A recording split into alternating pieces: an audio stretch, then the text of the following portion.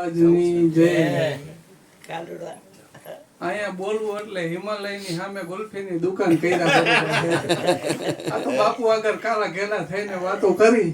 બાકી તો બધા જ્ઞાની જ છે, સમજે જ છે. ભીખુભાઈએ કીધું ને કે ભાઈ પ્રેમ પ્રગટ નથી થતો, નડે હે અહંકાર.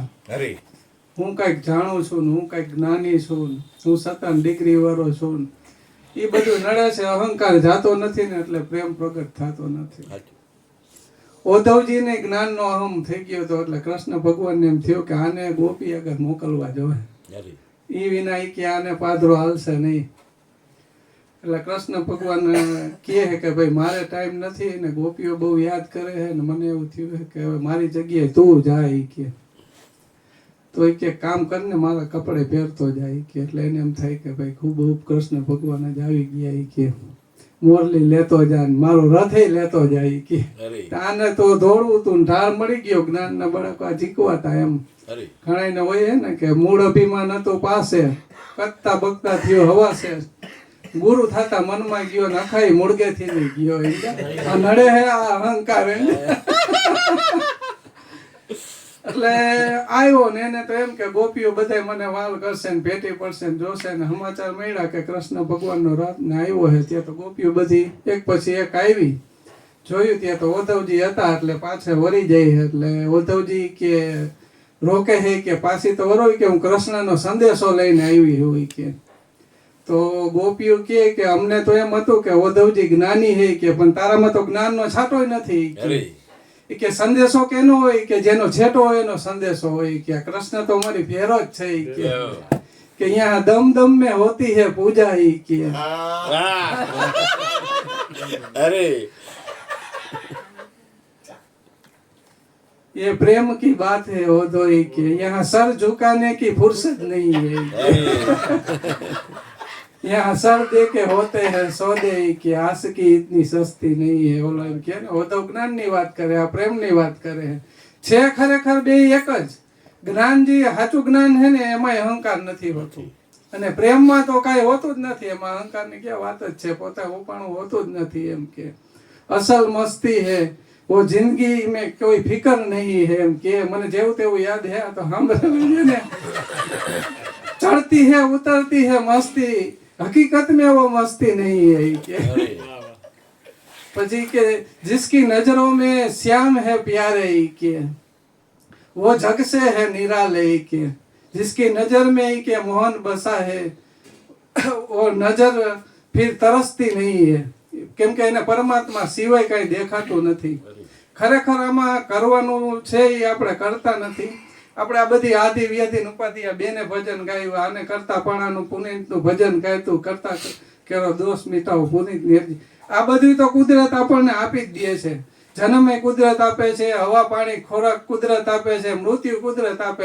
આપણે ખોટો અહંકાર લઈને ફરી હું કરું એ અજ્ઞાનતા એના જેવું છે. બરોબર કીડી ઓલા કુંજર ખાતા કણ પડ્યો ઘટો નહીં ઉનકો આહાર એને લઈ કીડી લઈ ચાલી અને પ્રેમે જમે પરિવારી કે ધીરજ ધન ને અધીરા ઈશ્વર દેશે અન્ન ખડક તણો જે પ્રભુને ખટકો માની લે હચું મન નહીં.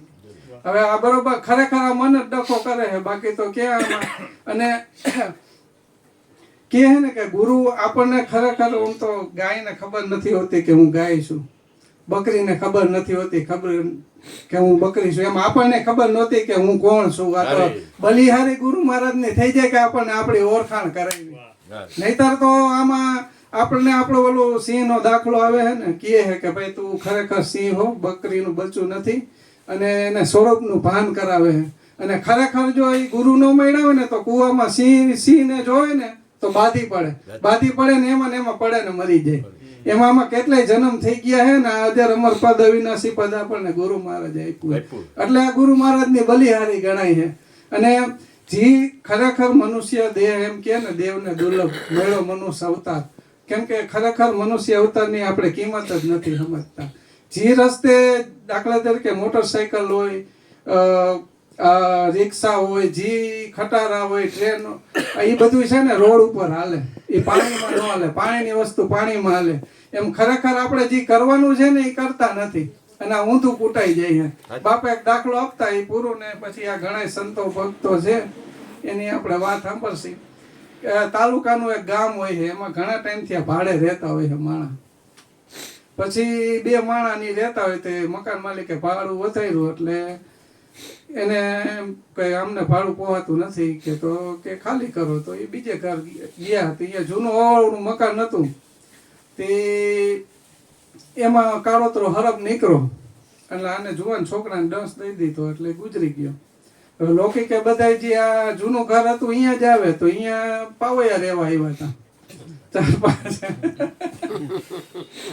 એટલે એ પાવૈયા રહેવા આવ્યા બધા ખરખરો કરવા આવ્યા, અહીંયા માંડા કૂટવા. તો ઓલા પાવૈયાને કીધું નું કઈ કૂટ્યું નતું તો એને છરીને ચાકા લઈને અહીંયા કૂટવા માંડ્યા. તે થોડીક વાર થઈ એકબીજાને ઠો મારે કાં કોઈ છાનું રાખતું નથી. વળી પછી ઘૂંઘટા ઊંચા કરીને જોયું તો ઓલા પાવૈયાએ ઘૂંઘટા ઊંચા કર્યા કે તમે કોણ હો? તો કે અમે તો માતાજીને ભક્તું હોય. તો કે આ તો એ તો બીજે રહેવા ગયા તો અમે તો એ કે અમારે ગુજરી ગયા હતા આટલા કૂટ્યું. તો કે અમારે ક્યાં બીજો કઈ લાવો તો આટલા કૂટ્યું. પછી જ્યાં સાચું હતું અહીંયા ગયા હતા, અહીંયા તો સાચું કૂટવાનું હતું.